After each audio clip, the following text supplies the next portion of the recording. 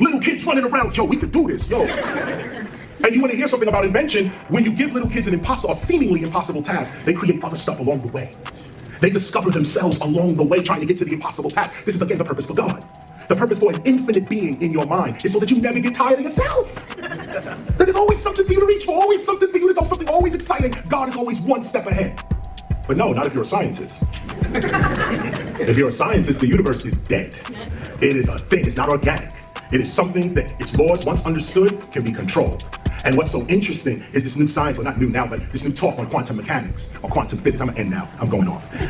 But I'll say this about quantum mechanics, quantum physics, is that it's said in the quantum theory that if you look at an atom, it's fixed in one position. But if you turn your back on an atom, it's in superposition, meaning that the world of atoms, the atomic structure of material reality, atoms are outside of space. Certain atoms can be in China and in America, and if you affect one, the minute you hit one, another one, the same thing you did to this one will happen to this one. They call it being co-located. This idea of atoms not being in fixed positions in space, meaning that if I'm not looking at an atom, it's everywhere, it's in superposition. It could be anything and be anywhere until I look at it. Once I look at it, the observer collapses the atomic structure and it becomes whatever my perception tells the atom to be. This is called sight. Everyone knows that sight is not out there, sight is in here. Sight happens in the brain, which really happens in the mind. And so the reason I bring this up is because quantum mechanics says that the observer is creating the reality that the observer observes. So science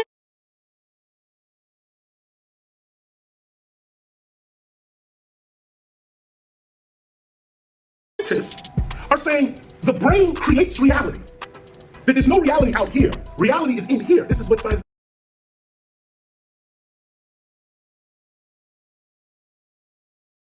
The reality is in here. So if reality is in here and you're a racist, what kind of reality are you going to project? And project to yourself only. Look how fast God is. Way faster than scientists. God says, I'll play with you guys for a little longer. Y'all trying to figure out the universe through mathematics and all of that. Okay, here's how I'm gonna do y'all. I'm gonna show y'all quantum mechanics. Basically, I'm gonna show you a mirror. They don't realize that the universe is alive.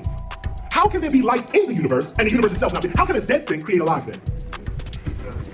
The universe is alive and it thinks. We are it. We're it. Right now, the universe is talking to itself. Having a conversation with itself right now for whatever purpose it wants to fulfill. So scientists trying to use Galileo's equations, mathematics is the language of the universe. That's wrong. Galileo's wrong on that. What is the real language of the universe is intention. This is what the universe is really looking at, intention. And we got that now through genetic sciences. I'm giving you these titles so when you leave, do the study, do the follow-up research. Genetics, the genome. People are realizing now that your environment is way more important than even your culture. That the environment you're in, your genes are responding to the environments that you're in. Imagine that. That everything you do as a human, there's a tiny little organism running around that does the exact same thing. Let me put it to you this way so you can really see it. You are only a collection of cells. You should really spell it as C-E-L-F, cell. Because what the self is the consciousness of cells. Cells reproduce, they talk, they have waste, they have a job and a function, every cell knows what it's supposed to do. These are little thinking beings, and when they unite, they make you. The way you think is what they are thinking. When you say, I'm hungry, it's not you that's hungry, it's your cells that are hungry.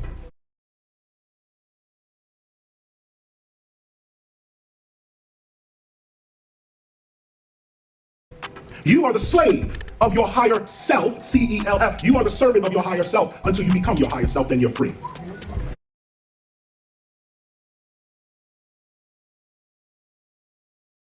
This is why they say you were born a slave. You're a slave to yourself. You're a slave to the addictions that your cells want. You're a slave to the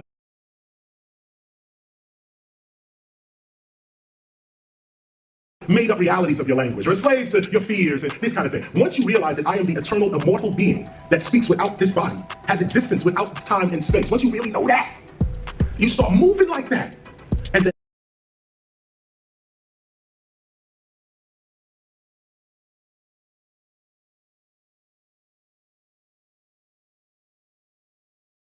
reality starts playing with you. You start reading things right in the nick of time, some message comes right off the wall, nobody else see it. You're the only one to see it. Why? Because your perception is such. This is how you get over, this is how you get past, this is how you compete. Never compete is how you compete. The